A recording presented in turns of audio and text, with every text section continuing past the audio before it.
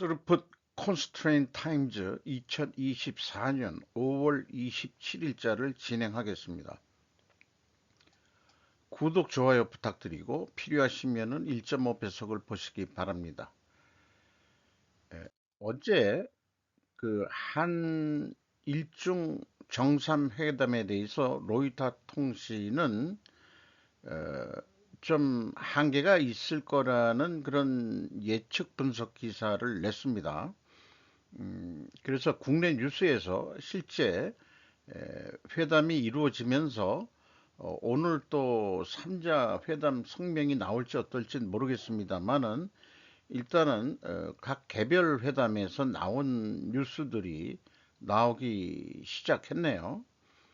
윤 대통령 9년만 방한, 중총리의 긴밀 협력하자, 리창 좋은 이웃 되고 싶다라는 제목을 끄집어낸 김지훈 기자가 헤럴드 경제에서 보도를 했습니다. 리창 중총리와 양자회담을 했고 윤 공동이익 추구하자, 중총리 방한 2015년 리거창 이후 9년 만에 올해는 그 중한일 협력체 출범 걔네들이 표현할 때 이제 이렇게 하는 게 이제 자기네들 표현 방식이죠. 출범 25주년이 됐는데 한국이 의장국으로서 제9차 중한일 정상회의를 개최하는 것을 지지한다. 뭐 이런 뭐 한국에서 열렸으니까 당연한 얘기 같습니다. 윤 대통령 기시다 총리 내년 국교 정상화 60주년 한일 관계 도약하자 이런 제목은 박정진 기자가 머니투데이에서 보도를 했습니다. 두 사람이 벌써 한 10번째 만났다고 그러고 우리 두 사람이 합의한 대로 정부 간 합의체가 모두 복원됐다며 올해도 재무, 산업, 첨단 기술 분야에서 고위급 교류를 이어가고 있다. 이렇게 이제 기시다 총리가 윤 대통령이 얘기를 했고, 기시다 총리는 이번에 10번째 대면이라고 얘기하면서 정상 간 신뢰를 바탕으로 앞으로도 서틀 외교를 지속해 나가자. 우리가 좀 아무래도 요구하는 게 많은 입장으로 그 표현들이 나오는 것 같아요. 어, 그래서 연속해서 그 앞면은 이제 회담의 이제 선언적인 의미에서 뭐 하자는 얘기고 실제 이제 회담에서 어떤 얘기들이 나왔느냐 하는 그런 뉴스들을 모아봤는데 한중 외교 안보 대화 신설키로 FTA 2단계 협상 재개 합의 김동아 기자가 조선에서 보도를 했습니다. 한일 수소협력대화, 자원협력대화 합의, 한중 외교 안보 대화를 신설하고 6월 중순에 첫 회의를 개최키로 했다. 한일은 뭐 수소협력대화 이런 걸 하면서 음, 저기 한중 관계는 외교 안보 대화 신설 요런 측면을 강조했네요. 또 그 윤 리창의 북핵 러브 군사 협력 중국이 평화의 보루 역할에 달라는 제목으로 나연준 정지형 기자가 뉴스완에서 보도를 어저께 했네요. 다들 그 6시 때네요. 오후 6시 때. 26일 리창 총리와 양상회담, 유엔 안보리 상임이사국 역할 당부. 윤 대통령 방중 시진핑 방한은 거론 안 됐다. 이렇게 되는데 우리나라가 그 6월 달에 유엔 안보리 상임이사국 개최를 하는 상임이사국 역할 이런 뉴스가 또 나왔죠. 윤 기시다의 라인야후 한일 관계와 별개 불필요한 현안 안 되게 관리라는 제목으로 양소리 김승민 기자가 뉴시스에서 보도를 또 했네요. 먼저 대통령이 언급을 했는데 에, 그 윤은 한일 정상회담 의제로 다뤘다 이것을 기시다 총리는 보완 재검토 요구할 뿐 그 정도 수준이다. 이렇게 겉핥기식으로 서로들 살짝 살짝 비껴 나가는 모양새인데 어떤 지혜로운 방법으로 해결해야 될지는 아직 미지수 있을 것 같습니다. 뭐 똑같은 그 얘기겠지만은 양승식 김동하 기자가 조선일보에서 보도한 내용은 공급망 투자 협력 FTA 경색됐던 한중 관맹 맥 뚫렸다 해가지고 총 그 합의 내용들이 나온 거를 표를 일 그저 요약해서 좀 표현을 했네요. 외교 국방 2 플러스 2 외교 안보 대화 신설하자. 안보에 관한 그 대화. 한중 FTA 2단계 협상 8년 만에 재개. 뭐 다른 이 세계 나라와는 FTA를 많이 그 체결했으면서도 정작 무역 거래가 많았던 중국하고는 FTA가 협상이 아직 안 돼 있다는 게 또 좀 재밌네요. 민관 1.5 트랙 대화, 외교 차관 전략 대화 재개, 공급망 협력 강화 위한 수출 통제 대화체 출범. 자, 미국의 공급망 분리 뭐 이런 정책에 이게 어떻게 또 그 묘수들을 써가면서 풀어낼지 걱정이네요. 투자협력위원회 13년 만에 재개, 한중 경제협력교류회 2차 회의 하반기 개최한다. 지난 2015년 리거창 당시 총리 이후 9년 만에 방한하면서 코로나19 팬데믹과 미중 패권 경쟁 역량으로 경쟁됐던 양국 관계가 회복의 계기가 될 수 있다는 전망. 자, 이런 표현들을 하는데 좀 자꾸 걱정이 되네요. 양국 관계 회복, 미중 패권 경쟁이 아직 계속되고 있는데 미중 패권 경쟁이 계속돼도 우리 그 양국 관계에는 회복을 한다? 그게 되겠냐? 이런 얘기죠. 참 잘 모르겠어요. 오스틴, 싱가포르에서 한국, 일본 이 카운터파트라고 표현이 되어 있습니다. 삼국 회담 참석 국방부가 발표했답니다. 코리아 헤럴드에서 25일 날 발표한 건데 한 일종 회담이 열리기 하루 전에 국방부가 발표한 거가 저는 의미가 있다고 생각을 합니다. 로이드 오스틴 미 국방장관이 다음 주 싱가포르에서 열릴 연례 안보 포럼에서 한국과 일본의 정상들과 3자 회담에 참석할 예정이라고 미 국방부가 금요일 밝혔다. 여기에 한국 정상들이 누군가 그게 궁금한 거예요. 그래서 카운터파트라고 그러는데 누가 가는지 저는 그게 궁금합니다. 싱가포르 그 연례 안보 포럼인데 누가 가는 건지 저는 그게 궁금해요. 오스틴 장관은 5월 31일, 6월 2일까지 열린 예정인 샹글리라 대화에 참석할 예정이며 이 기간 동안 아시아 동맹국들과의 3자 회담 여기가 이제 한미일이 되겠죠. 중국 국방부 장관과의 양자 회담에도 참석할 것이다. 음, 우리나라나 일본이나 대통령급이 가는 건 아닌 것 같아요. 또한 로런스 윙 싱가포르 신임 총리와 다른 싱가포르 고위 관리들을 만나고 동남아 시장에서 아시아에서 온 거액 지도자들과 다자 회의를 또 소집할 예정이다. 캄보디아에도 가가지고 2022년 프놈펜 방문에 이어 고위 관리들과 만나 국방장관 회담을 가질 예정이다. 또 오스틴 장관은 2차 세계대전 중이었던 1944년 노르망디 상륙작전 80주년을 맞는 프랑스 방문을 마무리할 예정이다. 자, 국무장관은 국무장관대로 바쁘고 국방장관은 국방장관대로 또 본인의 역할을 많이 하고 있네요. 오스틴 장관의 10번째 인도 태평양 순방이라고 돼 있네요.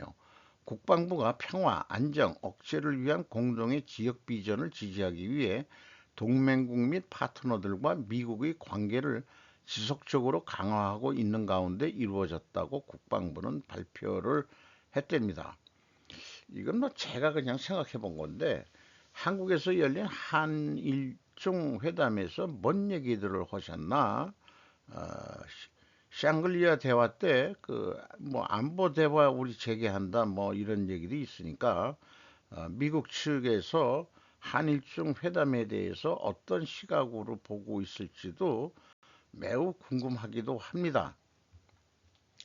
자, 그 한일중 회담 뉴스 모아본 거는 여기까지 한번 인식해 보기로 하고요. 이런 뉴스가 나왔네요. 윤 대통령 중대 결심할 수 있다. 홍준표의 경고 대체 무슨 일? 이라는 제목으로 배윤경 기자가 매일경제에서 보도했습니다.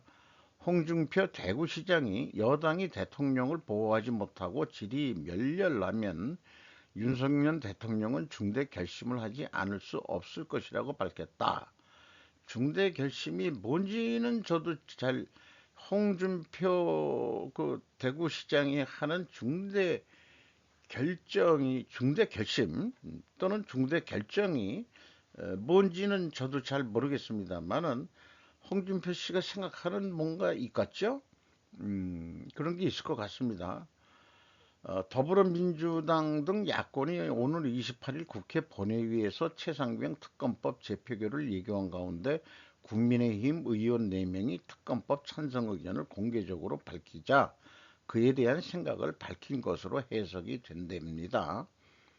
눈앞에 이익만 보고 사익을 쫓는 그런 사람들이 주도하는 소멸의 길로 걸을 수밖에 없을 것이라고 그렇게 또 얘기를 하고 이어 내가 30년인 몸담은 이 당이 몇몇 외부에서 들어온 정체불명의 사람들로 인해 혼란으로 가는 것은 가당치 않다. 그러니까 굴러온 돈이 박힌 돈을 뭐 뽑아낸다 이런 식의 표현이겠죠. 자생력을 기르십시오. 그것만이 살 것이라고 강조했다. 국민의힘한테 이제 훈수를 두는 홍준표 씨가 되겠네요.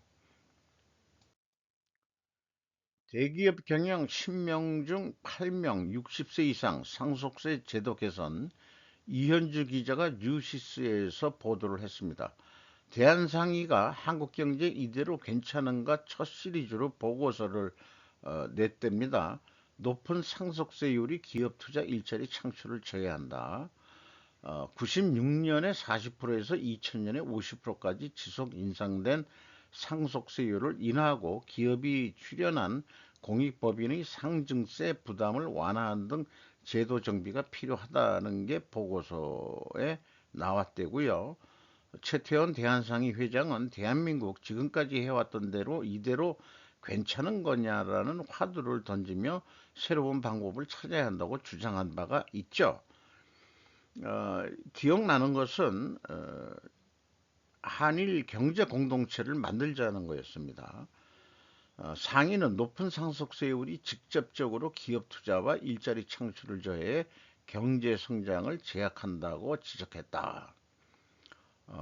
그 다음에 가업 상속세율을 30% 인하하면 실질 GDP는 6조 원 증가하고 일자리 3만 개가 창출된다고 추정했다. 이렇게 이제 보고서가 나왔다고 그러네요. 이 상위는 단계적으로 OECD 평균 수준이 15%랍니다. 상속세가. 그런 것도 있지만은 상속세를 없앤다 하더라도 유산취득세 같은 거, 그러니까 취득세 같은 건 내야 되거든요. 지금도. 그런 거로 방식으로 전환해야 되지 않겠냐. 그리고 최대주주 할증 과세 폐지 등이 필요하다고 주장했다.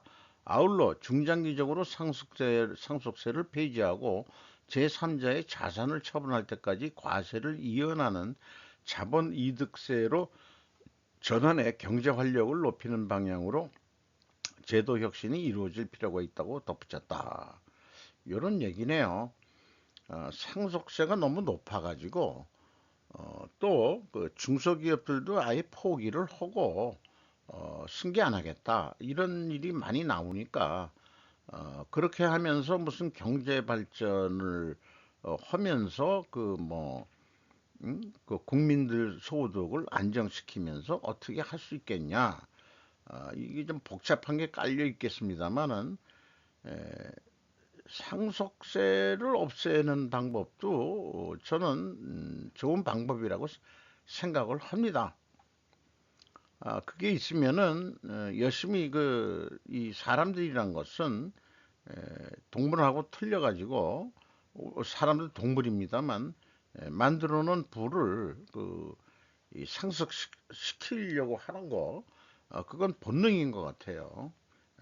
다른 동물하고 틀린 인간만이 가지고 있는 그런 거니까 그런 것들이 자기네들의 그 부만 승계가 되는 게 아니고 전체적으로는 그 대한민국 경제가 지탱할 수 있는 그런 길이 있다면은 그리고 까놓고 얘기해서 그 일본도 물론 상속세가 높다고 그럽니다만은 OECD 평균보다도 우리가 너무 높으니까 낮추는 방법도 길이라고 생각을 합니다.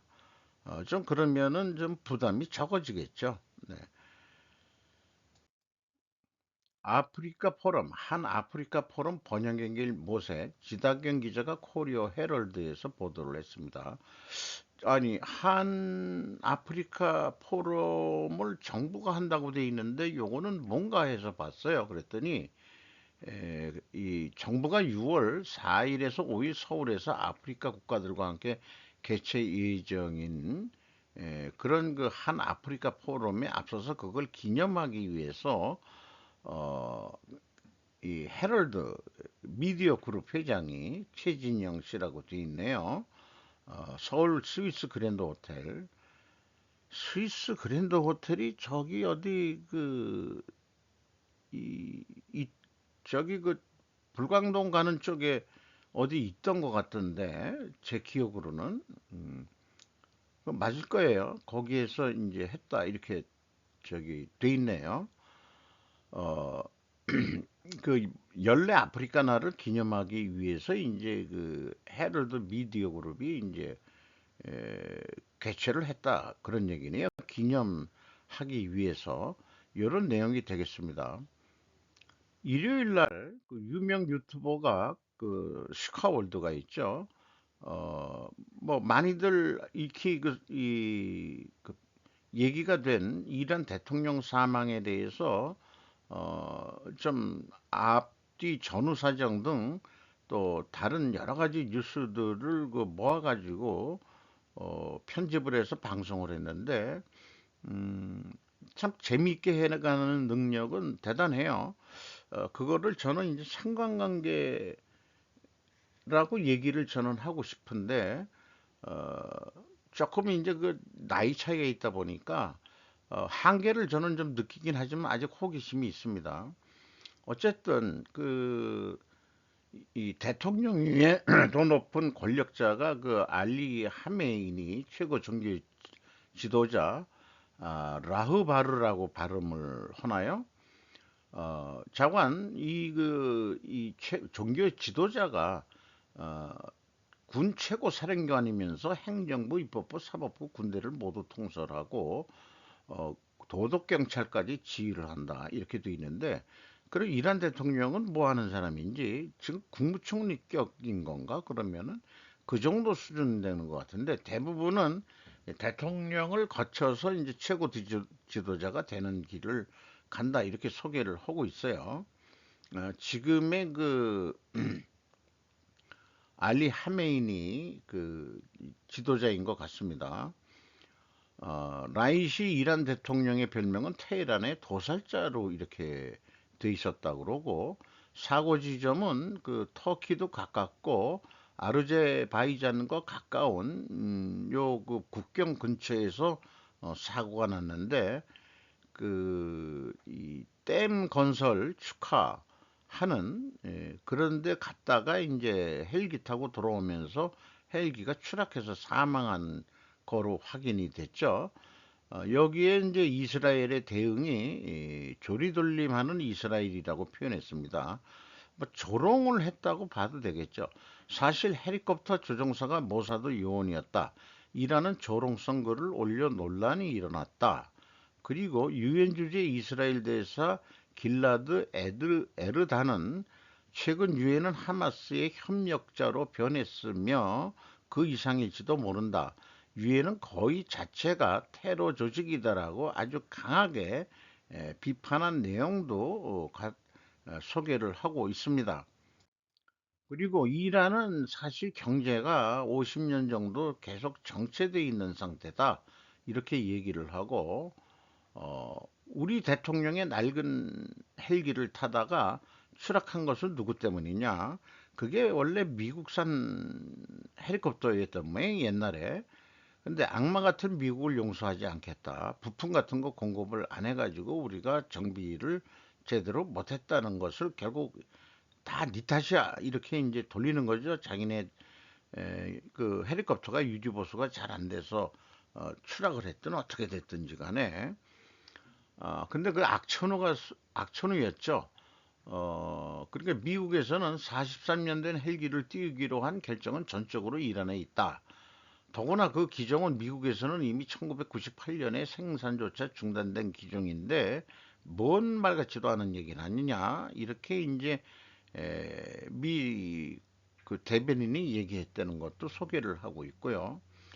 사고 당시 이란은 즉시 사용한 탐사용 드론은 없다. 그 전쟁 드론은 많이 만들어놨는데 탐사용 드론은 없어가지고 이란 정부가 트리키예 정부의 드론 지원 제안을 곧바로 받아들여서 발견을 한 거라고 그러죠. 근데 발견한 것까진 좋은데 돌아가면서 흐려서 잘 안 보이지만은 드론이 궤적을 어, 트리키의 국기를 그리고 돌아갔다. 이런 거를 또 좀 재미있게 어떻게 뉴스를 수집을 한 모양이네요. 그리고 어느덧 잊혀진 국가가 된 악의 축의 일원 북한 이렇게 했는데 이게 이제 그때 그 부시 이쯤의 때는 여기 밑에 나온 대로 그 이라크 침공하고 뭐 하면서 일명 저항의 축, 악의 축이 아니다. 우리는 저항의 축이라고 그쪽에서 얘기가 된 게 있는데 시아파죠. 이란이 시아파 이렇게 됐는데 그때 이제 미국에서도 언급한 게 북한, 이란, 이라크, 북한을 악의 축이라고 표명했는데 지금은 뭐 그런 표현은 없었습니다만은 지금은 아니 잊혀진 게 아니고 북중로로 더 커졌죠. 현실은 북한은 잊혀진 게 아니겠죠. 그리고 최근에는 하도 그 싸대니까 뭐 언론이나 또 국민들도 이게 뭐 언제까지 쏠 거야 하고서 별로 이제 관심이 없다 이런 것도 소개를 하고 있습니다. 5월 17일 북한 동해상으로 탄도미사일 발사 한 줄 단신 처리했다는 것도 소개를 하고 있고 최근에 그 저도 뭐 그걸 못 봤어요. 올해 북한은 올해만도 11차례 미사일을 발사했는데 탄도미사일 5회, 순항미사일 6회를 쐈다. 음, 그렇게 많이 쐈나 하는 생각도 들어갈 정도네요. 어쨌든 그런 걸 얘기하면서 확대 전개해서 이런 것들을 다 뭐 상관관계라고 얘기할 수 있겠는데 상관관계를 이 여러 상관관계를 만드는 그거에서는 인과관계를 찾아내기가 어렵다는 게 제 주장인 거죠. 이걸 소개하면서도 저도 뭔가 인과관계로 뭘 어떤 사건을 보는 시각이 더 좀 바람직하지 않겠나 하는 생각을 자꾸 하게 돼요. 어쨌든 이런 여러 가지 상관관계를 얘기해서 이야기를 풀어나가는 게 또 능력이라면 능력이겠습니다만 저는 어차피 그 시각이 틀리니까 보는 관점이 틀리지만은 어떻게 얘기를 하고 있는지를 또 보고 싶긴 하니까 이것을 또 편집해서 또 소개는 하고 있는 거죠. 어쨌든 미국이 경제제를 하면은 망해야 되는데 안 망하고 엎어지지 않더라 하는 현상을 얘기는 하고 있습니다.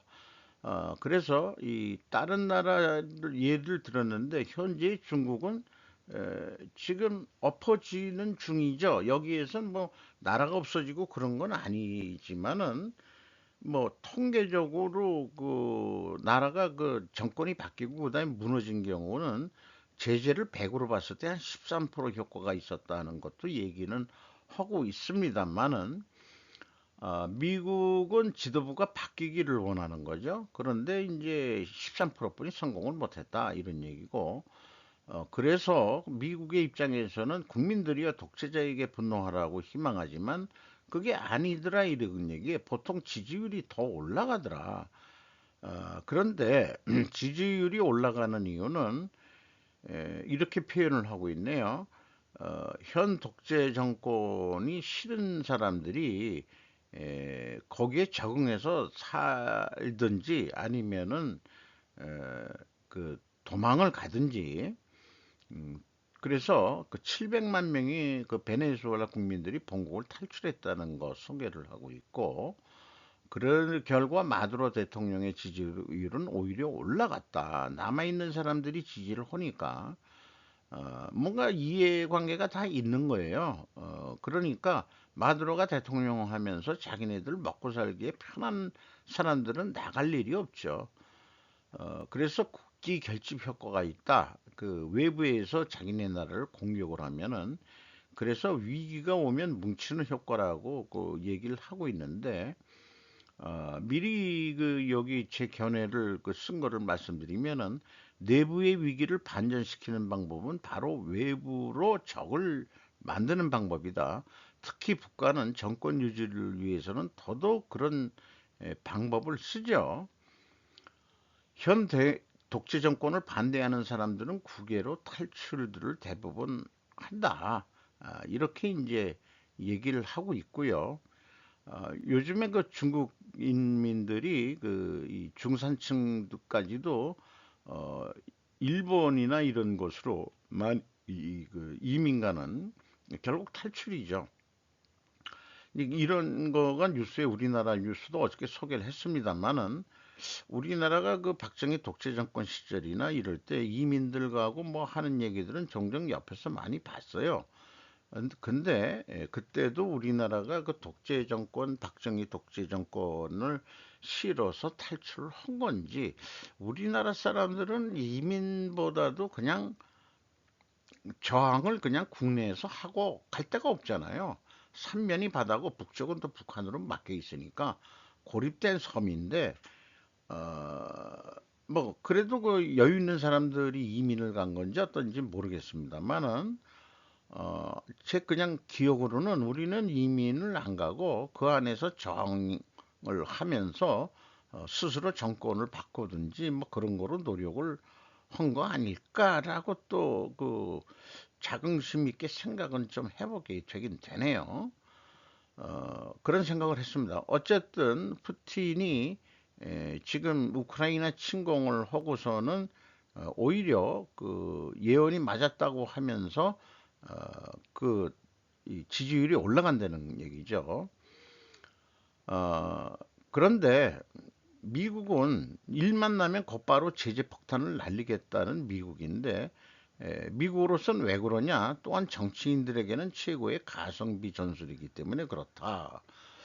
돈 안 들이면서 우선은 그렇게 얘기하는 게 뭐 이렇게 또그 풀어 매기고 있습니다. 또 하나의 뉴스는 미성년자 SNS 금지 법안 통과가 됐는데 그 자유스러운 미국 플로리다주에서 먼저 이게 14세 미만 어린이 SNS 사용 금지 법안 통과. 14세가 어린애긴 한데 이 드산티스가 왜 이런 걸 했느냐 했는데 처음 법안은 16세였대요.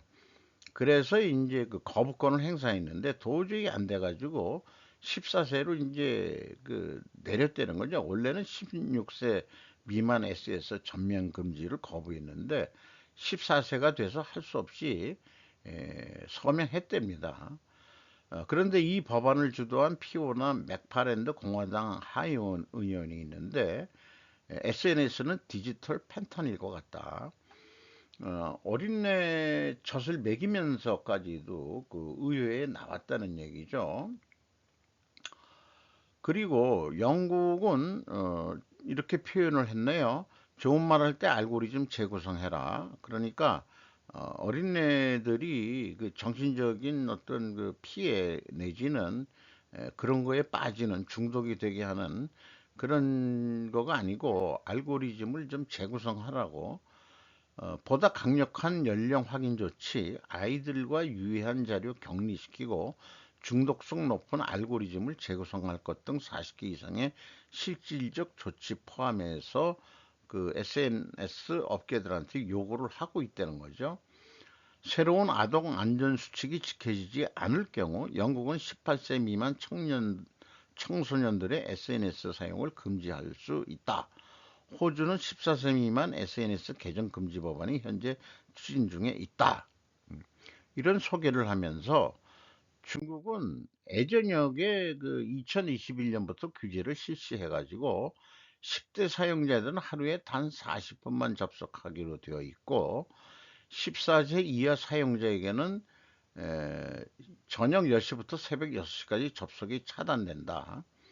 어, 그 휴대폰이나 그런 거로 또 뭐 이 컴퓨터로 이 SNS 접속을 하더라도 처음에 등록을 할 때 그런 거 하니까 그런 거 하더라도 다 그 우리나라 미성년자들은 이 성인들 거 좀 사정해가지고 좀 해달라고 그러고 뭐 그럴 수도 있겠죠. 영상 중간마다 교육용 콘텐츠도 노출되도록 했다. 중국은 이렇게 했고, 그리고 중국 전역에 있는 인터넷 중독 치료 센터가 있다는 거 제가 어디서 한번 본 거는 같은데 새롭게 보이네요. 여기에 입소해가지고 들어오면 이제 중독을 벗어나고 그런 그 사진도 어떻게 그 입수가 돼서 소개를 하고 있네요. 또 거기에다가 최근 그 인터넷상으로 자신의 부를 과시하는 인플루언서들은 사회의 독성 인플루언서로서 낙인 찍고 이들은 바로 계정 차단되었다라고 소개도 하고 있습니다. 중국과 같은 통제 국가에서 돈 많다고 과시하는 인플루언서들을 그 차단을 한다. 뭐 중국다운 얘기네요. 어, 그 다음에 현실은 더욱 쓰라린 것. 지금 뭐 옆에 이렇게 그 높은 고층 아파트들이 올라가지만 이런 판자촌에서 사는 중국인들을 보여주면서 어, 중국 내 소득 격차는 1985년 이후 현재 가장 높은 수치이다. 경제가 발전할수록 중국도 그 빈부차 없앤다고 노력하지만 결론은 가장 높은 수치로 빈부차가 지금 늘어났다는 거죠. 이거 우리나라 구룡마을 같은 기분이 듭니다. 이 사진을 보니까 우리나라도 아직 구룡마을에서 찍은 사진을 한번 저도 이거 다뤄봤는데 참 뭔가 그 너무가 이 대비되는 그런 삶의 그런 거가 느껴지기도 해요. 그런데 이제 의외로 대한민국은 가장 자유롭다. 그 대신 뭐가 문제가 되냐? 어, 내 편의 말을 하지 않으면 모두 적이다. 쉽게들 얘기하고 젊은 애들도 그냥 막 악성 댓글 올르고 그다음에 수준이 그렇게 낮은 이유도 대한민국은 그래서 가장 자유로워서 그런 건지 누구나 그 쓸 수 있게 해놔가지고 어린애들이 또 거기에 빠지고 그런 것도 있지 않겠냐. 국내 법안은 전마다 강제 규제하거나 등록할 때 그 주민번호 미성년이냐 아니냐만 구분을 하죠. 그래가지고 이 성인 인증이 받아야 보는 그 정도 그러니까 성인 프로그램 뭐 이 야동인가요? 그 야동이라고 그러나? 그런 정도인데 그런 정도도 어떻게 그 주민등록번호로만 이게 주민등록번호만 하는 것도 문제가 있는 거예요. 그러니까 우리나라가 뭐 그게 그 이 주민등록번호 때문에 인터넷이 이거 확산되는데 아니 여러 가지 그 전자정보 하는데 이롭다고 하는데 오히려 그 어떤 그 보호 알고리즘을 만드는데 또 맹점이 있을 수도 있겠죠. 너무 단순하게 만들어 놔 가지고 주민등록번호만 도용하면 그냥 다 모든 게 끝날 수도 있는 거니까. 그러니까 어린 미성년자들도 성인 방송을 볼 수 있고, 그렇게 돼 있을 수 있겠다 이런 생각을 해보게 되네요.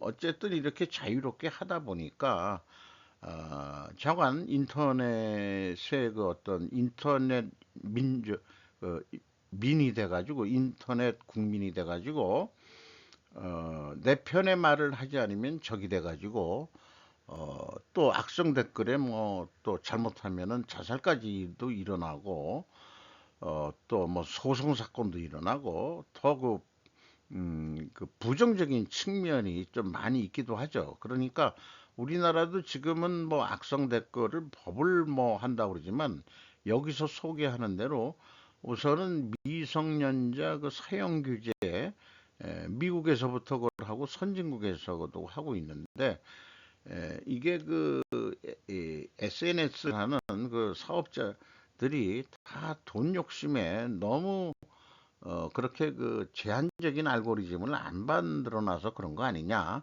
하는 그런 측면에서 소개를 하고 있는 거네요. 대만 국회 내에서 우리나라 그 옛날 국회에서 보던 그런 행태가 나왔는데 국회의 권한 강화 법안이 통과가 막 되려는 쯤에서 이 민진당 국회의원이 물리적으로 그 국회 그 단상에 올라가서 그 법안 승인되는 그거를 가지고 그 냅다 도망치는 그런 화면을 보여줬는데 이게 이번에 그 민주당이 승리했지만은 국회는 그 통일을 저기 그 친중인 국민당이 52석을 했는데 민중당이 그 중도거든요. 이 8석을 합치면은 60석이 되죠. 그런데 113석이니까 과반수가 넘으면은 어 62석이면 되잖아요. 그럼 무소속까지 가면은 또 그 이게 처리를 할 수 있다 이거죠.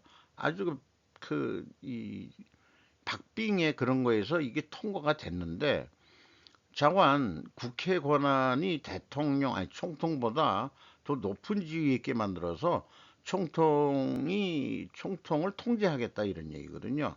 왜냐 민진당이 현재 독립을 하는 반중 그런 정당으로 하니까 지금 그 여소야대 우리나라도 지금 여소야대입니다만은 그렇게 이제 그 이 정부를 이 통제하려고 하는 그런 법안 이런 게 이제 뭐 우리가 언젠가는 본 것 같은 그런 기시감이 아니고 우리나라도 뭐 저건 어쨌든 국회에서 난리치고 뭐 이런 거지만은 이것은 그 지금 우리나라도 그 뭐 지금 그런 꼴이나 비슷한 것 같아요.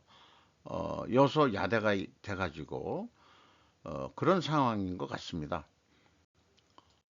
요거는 그 아까 그 빈부격차 얘기를 했는데 이런 그 하이제킹 플라이트가 1973년이니까 우리나라 경제가 좀 실실 그 발달을 하고 그냥 곧 이 그 시동을 걸려는 그 시기인데 남아메리카 콜롬비아에서 실제 벌어졌던 사건이고 이 항공기를 하이제킹 해가지고 돈을 요구하는 그런 게 엄청 많이 생겼었다고 그래요. 그게 다 원인이 빈부격차에서 일어났던 거다. 그렇게 되는데 어쨌든 그 스튜디오스가 여주인공으로 나오고 이 범인이 두 명인데 이게 테러범이라고 표현하죠. 어, 이 테러라고 얘기하기는 그렇고 인질범이 두 명인데 이 두 명을 그 탈출하게 하는데 도와줍니다. 그래가지고 그 다음에 이제 그 기장을 이용해가지고 기장이 용감한 인질들을 살리기 위해서 자진해서 테러범의 인질이 되었다는 명예를 줄 수 있는 그런 시나리오를 제시하면서 두 사람이 인질범이 돈을 갖고 도망가는데 도움을 줬는데 나중에 그 뒤에 설명하는 거로 나오면은 자기 그 못 사는 고향에 돌아가서 돈을 좀 풀다가 그걸 이상히 여긴 경찰에 의해서 체포당하고 한 친구는 영원히 아직까지 어디서 사는지 모른다. 이렇게 돼 있다고 그러고요. 어쨌든 그런 게 이제 그 실제 있었던 영화를 드라마 했던 결국 이런 영화를 보니까 옛날 73년도도 그렇지만은 어느 나라나 빈부격차가 너무 심해지면은 에, 뭔가 사건들이 난다는 거, 그런 거에 그 귀감이 되는, 아니, 그 참고를 할 만한 그런 영화 아니겠는가. 그런 생각을 하면서 이것을 편집을 해 봤습니다. 이상 마치도록 하겠습니다.